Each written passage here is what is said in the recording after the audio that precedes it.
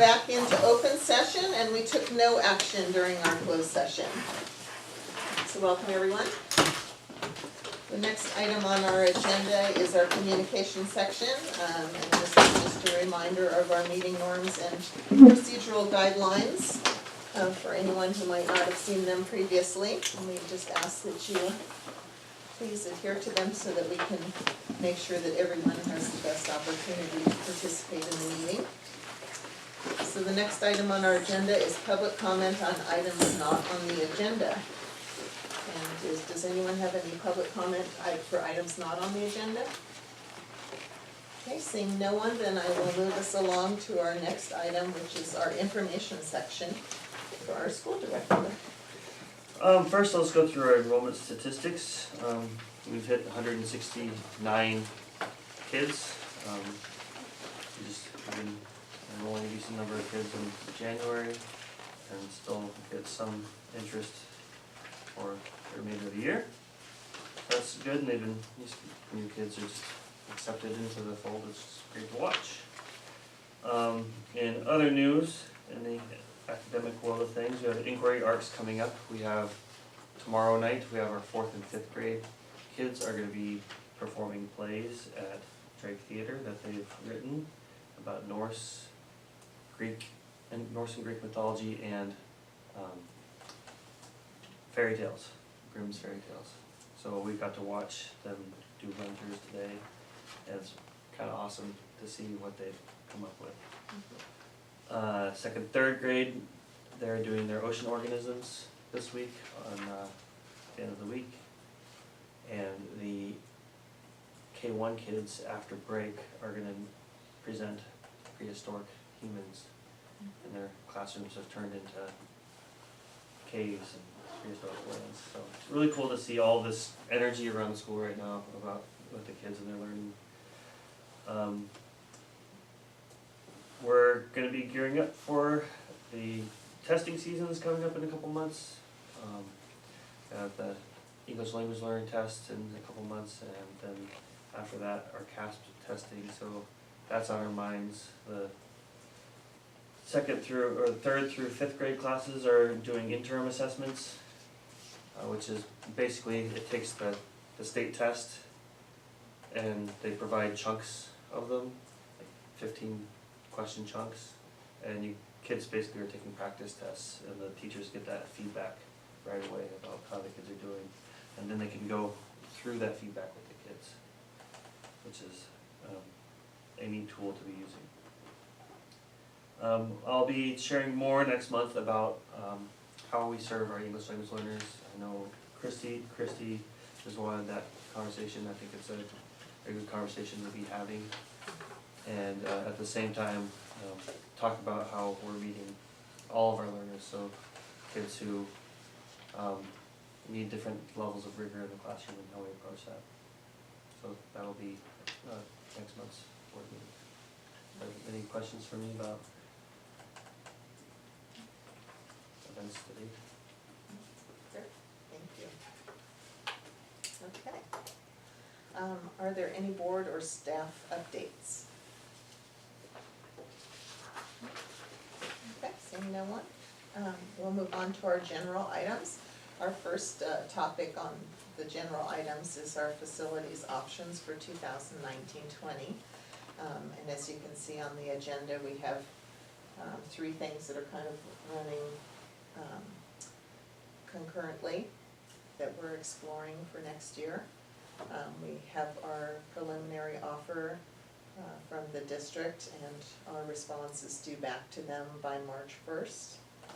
We also are in the process of some in-lieu conversations with the district about reaching some sort of an agreement outside of the Prop 39 process in lieu of that.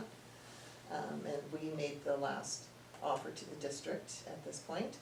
And then the third item is that we were approached by the leadership at Cascade Canyon School that they're in the process of determining their future at that site and as a school, and so we're currently waiting to hear from them where they are in that process before we can move any further along with that piece. Does anyone Anyone have any questions at the board level? Is there any public comment on this item? Okay, so there isn't really any action to be taken on this item at this point, so. Aren't we saying there's a Oh, yeah, there recommendation? is. Yeah. Okay, oh, that's true, but we did, just in case something comes up between now and our next meeting, there's a recommendation that both Luke and I become a subcommittee on behalf of the board to pursue any opportunities that might come up in the meantime before we have a chance to meet again. If I could just amend the language of that just a little bit, it says delegate decision-making on all three options. I think might be other options that come available as well, so I'd like to delegate to you decision-making on any facility options that come available that look viable and worth pursuing, just so you have the ability to go forward and pursue. Thank you. Okay, Yeah, or maybe just make the delegate decision-making on 2019/20 facilities decisions. okay, This will include, the official response, which is due March first, so that's before our next meeting. Right. right, So this covers that, right? Yes. yeah. Okay, So I have delegate decision-making on the 2019-2020 facility options Mhm. to the two of you. okay, so with that, motion then from Christie, I move to approve. okay, is there a second? Second? All over the place, so much Yeah. one. Okay, Sonia, okay, all those in favor? Aye. Aye. Any opposed? Okay, great, thank you. Okay, item B, which is to approve our contract with the SFW group to manage RBC transitioning over to a local school food authority so that we can participate in the National School Lunch Program.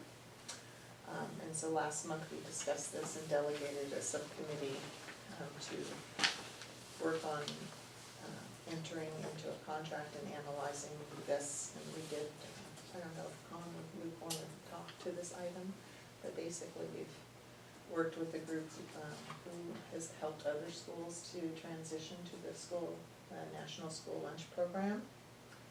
And they've entered into a preliminary contract with them to put out RFPs or bids from eligible food providers for us for next year to take a look at. And then we'll bring those back at some point when we get those proposals from different companies and can, you know, traditionally what happens with these companies is once you decide who's gonna put in bids on the program is you usually do some food tastings and things like that to make sure that you can pick the vendor that makes the most sense from any that are eligible to bid. And Are there then multiple vendors here in Marin? there's Yeah. multiple vendors who can provide the Okay. program, so. So then the two key considerations, one is financial, that we can't have our school suffer financially because of our school lunch offering in its current state. I believe if we continue offering what we have now, I'm not just saying good earth lunches, but without being in the National School Lunch Program, it's just not a viable way to continue. While balancing the fact that our families, in large part, value healthy, organic meals and, you know, the fact that there's zero waste. And so we're seeking to find the balance between those two. Could you say, I'm sorry. I was gonna say, and who would then make that ultimate decision about which vendor we would use? I mean, would we have a committee, would we get parents, would we get kids involved, how do we? You know, hopefully we would have some kind of a food tasting where we could invite some parents and to get feedback on the various providers before we would ultimately make a decision here at the board level based upon some recommendations out of those. That, making sure that they can provide us the program and with, you know, to make it financially self-sustaining while at the same time providing the type of a lunch program that our community has come to expect from us. And the intention is for staff and families to be involved in the process and understanding the food and tasting the food, and then the board makes the decision based upon the recommendation. Do we know whether, I know Good Earth is mentioned, but do we know whether they're even interested in competing to be a provider under the school lunch rules? Currently, no, they're not really interested in. Really? I just don't think that they have the personnel to do all There's the so work many that rules we're and required. regulations which come down from, you know, I don't wanna say a bureaucrat, but it, you know, they were in the program because Larkspur, the Larkspur Corder Madera School District used Good Earth, and they were in the National Lunch Program. But for whatever reason, they moved to the same vendor that the district moved to. And when that happened, then we're too small for them to mess with. It's a high cost for them to take it on. And And then like if you think of the food lobby's version of health is different than the Good Earth version of health, so. And what our parents perceive as healthy. I mean, we have really good participation at the Good Earth lunches. I mean, if we get kind of not very high quality food, I think a lot of parents will just opt out. So my view about that, from the financial point of view, is we have 165 kids, 169.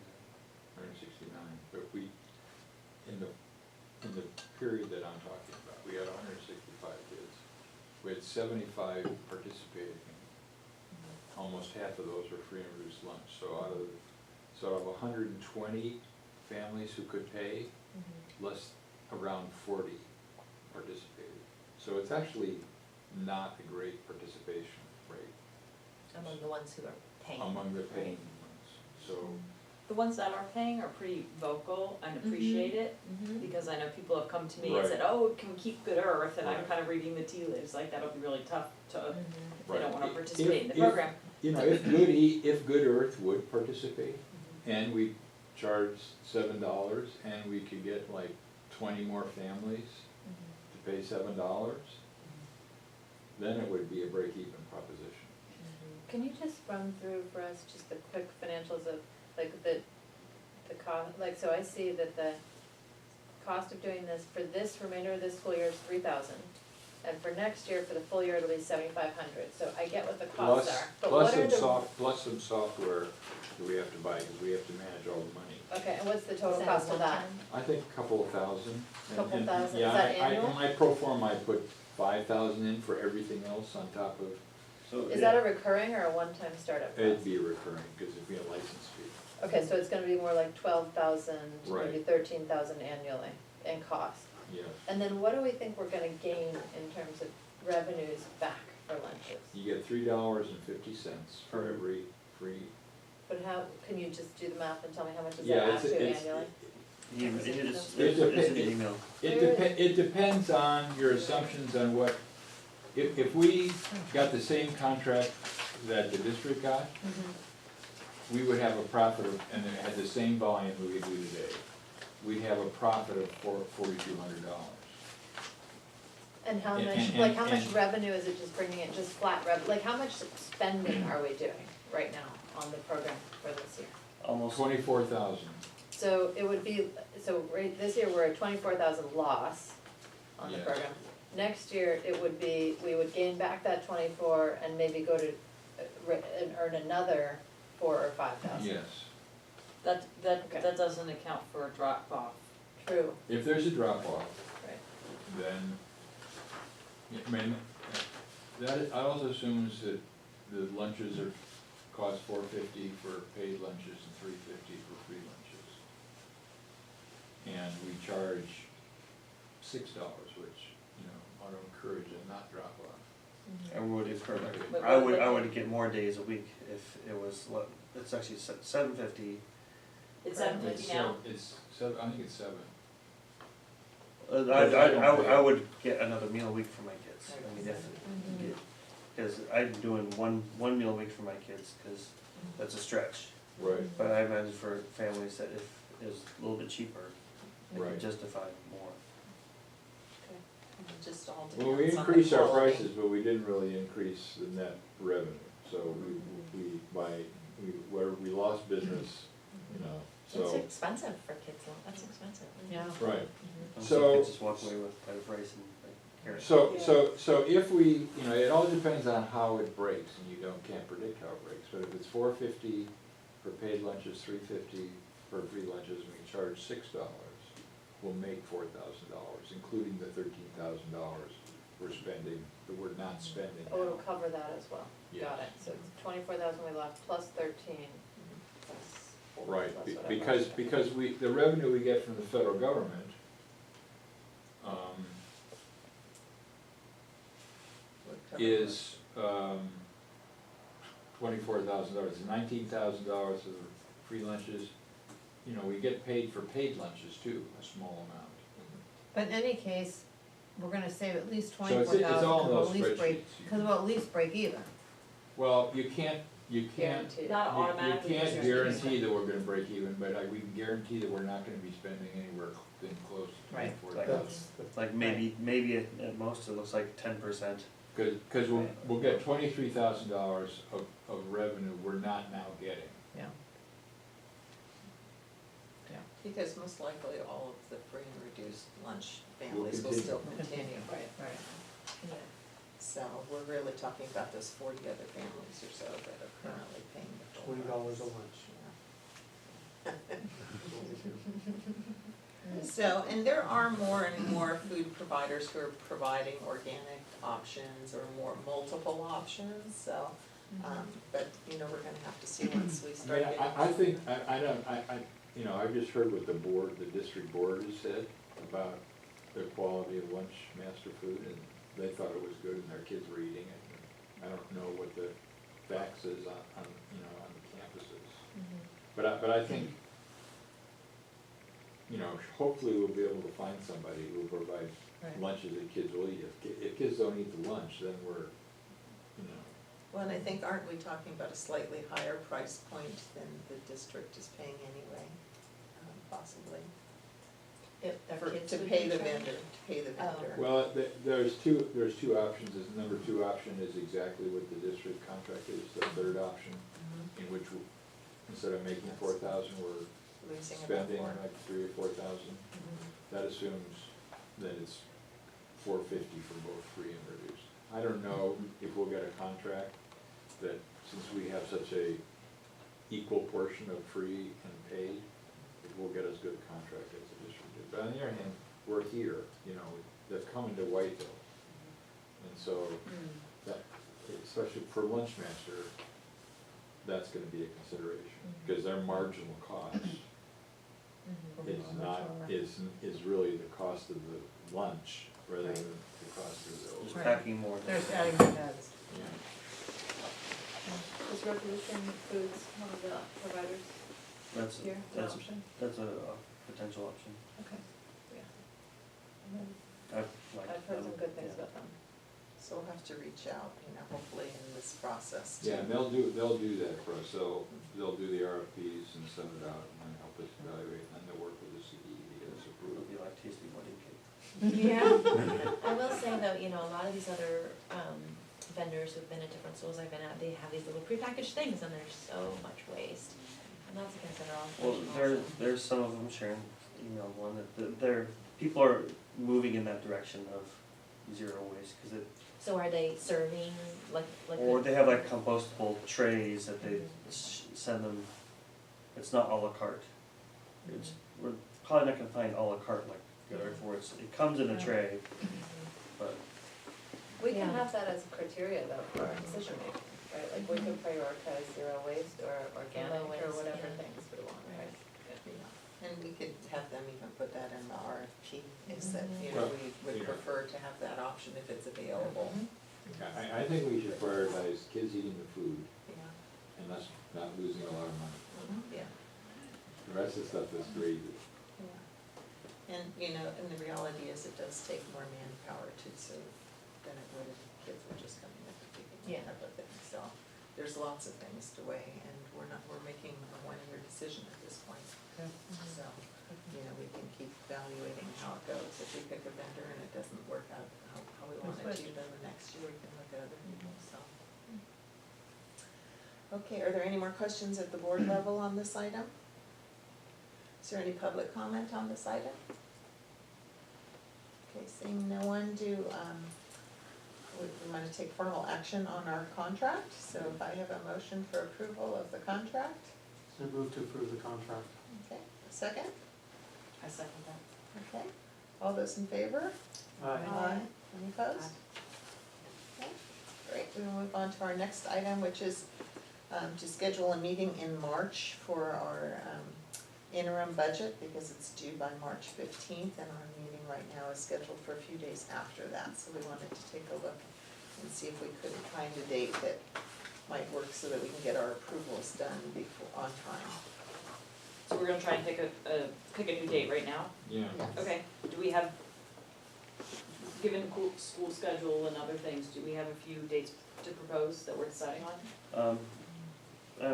It's based upon limitations. I know Christie's needed to meet at the beginning of the week. So is Mondays still the preferred day, and if it's, Mondays are still the preferred day, then we go for the Mondays that are before the 15th. I was gonna recommend the 11th is 11th, no school? It's a teacher work day. We can still have a meeting though. Yep. You know what, I'm out of town that night. I do have babysitting now, thanks to Sonia. So another night of the So week I might could work. potentially do another night of the week. I'm likely to be out of town Monday and Tuesday, the 11th and 12th. So how about the 13th, how does that look for people? That's a Wednesday. Fine for me. So March 13th. Not great for me, but. What would I do, The this 14th? Thursday work 14th? better for you? 14th is the last day we can do it. Oh, 14th works for me, but. I'm gonna look to the prior week. Who does 14th not work for you, Christie? No, it's fine. As long Is as I that, can get is it babysitting. too close to No, do? that's fine, as long as you get it, we'll email it, We'll do some just review ahead of time? yeah, You'll get documents to look at. We'll have it a couple of nights out. a couple of you'll have nights it away. beforehand, I'm just thinking now, there is a signature process. What signature, mailing. Yeah, that's probably, So we Shouldn't should it do the be week much? prior then. yeah, I think I have a meeting on the 7th. So 6th or 5th or 4th? Again, give us time to get the budget prepared. I would yeah. Yes, we prefer, still have- I'd prefer not the Tuesday, either the Monday or Wednesday. I could do 4, 5, or 6. So 4 or 6? So I 4th, can't do the 4th. so 6th? Does that work for you? I'm good for any day. Okay. I'm glad we're not texting. It's gonna be. March, okay, so March 6th then? Is that good for everybody? Yeah. Okay. and Luke, would you, submit a Yeah. civic center request? Otherwise we'll find a different location. Is there any public comment on this item? Okay. So that means we're canceling the meeting on the 18th of March? Correct, we're Yes. moving it. Okay. Yeah, just moving it earlier. And, 7:30 Ooh. start time. Something else? holy moly, I'm out of town that week. I was looking at February. Okay. And we need to So go I back probably ought to to be here. go back to the 14th again? Is that gonna be a problem with the signatures then? What about the 13th? Somebody wasn't That's available. Yeah. How much Was of the a problem 12th is out? it? I could call in. That's an option. Why don't you call in then? if that Are you gonna be works for you? someplace where you can, I could move my search. If that's the case, can we do the 11th instead as well, if you're gonna be calling them? Yeah, I guess so. Does that work for you, Sean? The 11th? Yeah, Monday the 11th? I'm away then too. Okay. Are you guys going together? Let's get some. so let- No, can you're we back. do We the- gotta do something can we do for the- the kids. Can we do the 13th? That's really what I would, Okay. And so would you be available to call in on the 13th? Or no? Sure. I'll be able to, And you're back. I'm back. sorry, Wait, what date are we looking the at? 13th. Wednesday, the March 13th of Oh, March. I'm just gonna make sure.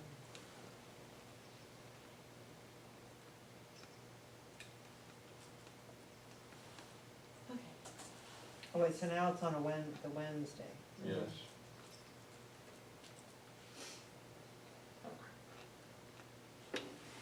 Okay? Set, okay. So do I have a You motion for, get the Civic Center thing done. I'm working on it right now. do I have a motion for approval to move our March meeting to the 13th? And Merrill should post a calendar to I move to approve Luke. the meeting to the 13th, from the 18th to the 13th. Okay, a second? Second. Okay. All those in favor? Aye. Aye. Any opposed? Okay, great. Move on to our next item, which is our new policy on transgender and non-conforming students. And this is based upon a proposal, and a policy, a recommended policy that was put out by the state. Is that where Well, it came from? No, it's from an organization called, I don't have it in front of me. Oh, So it's it's- this one. Okay, well, So it's a GLSEN, from the National Center for Transgender Equality. And it's, what I like about this policy is one, it's thorough, and two, in how they presented it, it provides lots of education. So I hope you at least read through this to see. It's a subject that's constantly shifting and changing. And I think there are many ways where kids are ahead of us and we're playing catch up.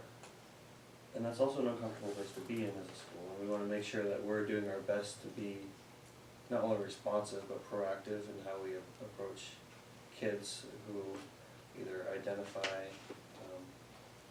or at the same time, kids who don't, and how we approach this as a community and as a culture, and just logistical things like bathrooms.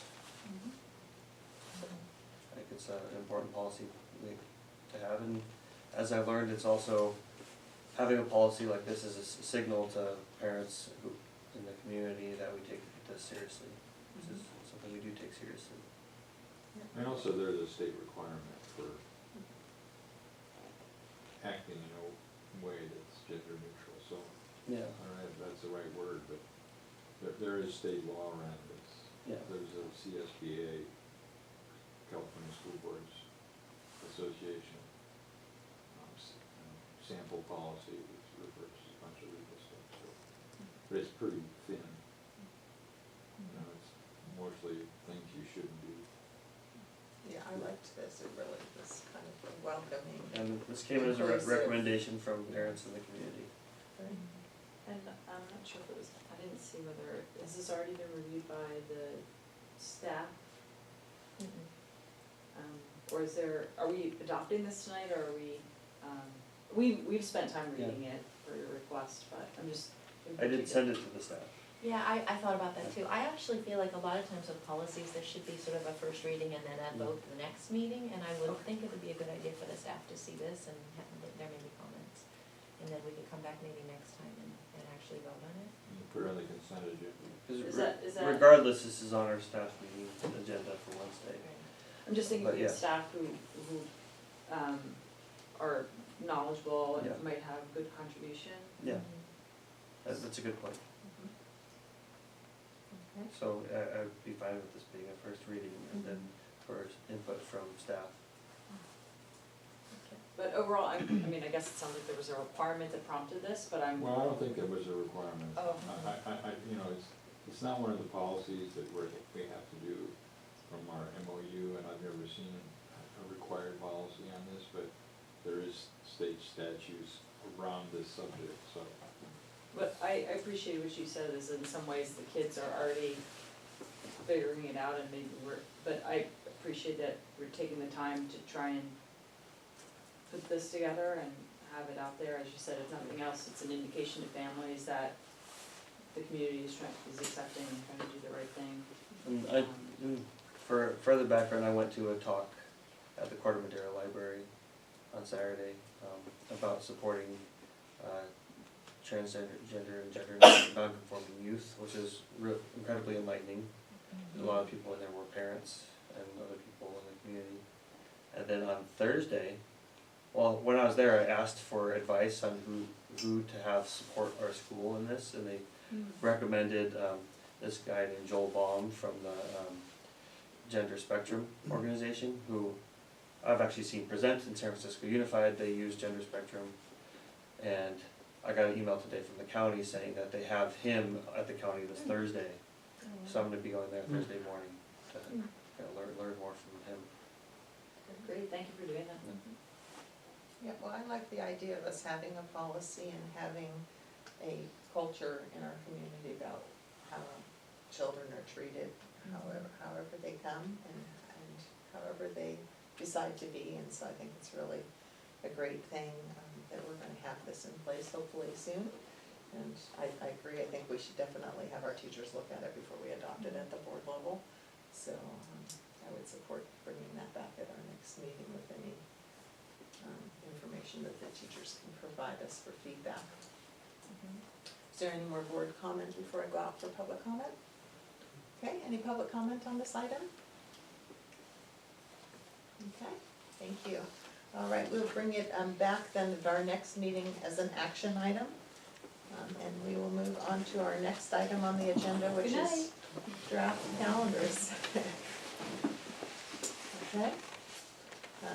And so we received the copy of the calendar that the county is encouraging all districts to agree to adopt for the next few years, 2 years.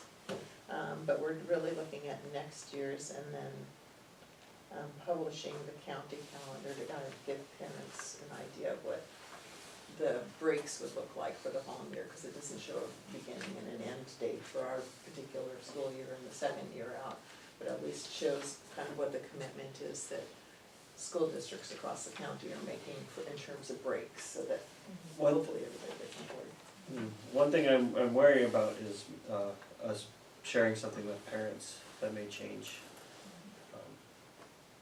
Because parents see something and then they put it on their calendar and Well, plan for that. Has Drake How much would adopted? it change? I mean, obviously we'd be You're talking adding about like, next year or the year after? Next year.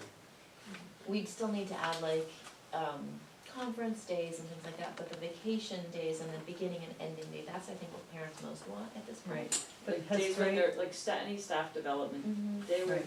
the kids aren't in school and need Mhm. some other care. yeah, has Drake adopted yet? We're always gonna be different than them because they usually have different days, they have more student days than the elementary schools. Yeah, but I'm just like, And in the spring terms breaks of aren't the- always the same. No, they Yeah, are, they are. yeah, they They are, are. yeah, oh, they And always this year, are. they actually went to having a whole week of Thanksgiving off, which they've never done before, so that was more aligned with what we're doing. Yeah, but I'm just wondering if they've adopted, because usually, you know, Well, Rough they're Ridge irrelevant to follows. us. except that usually the Ross Valley School District follows them a lot of times.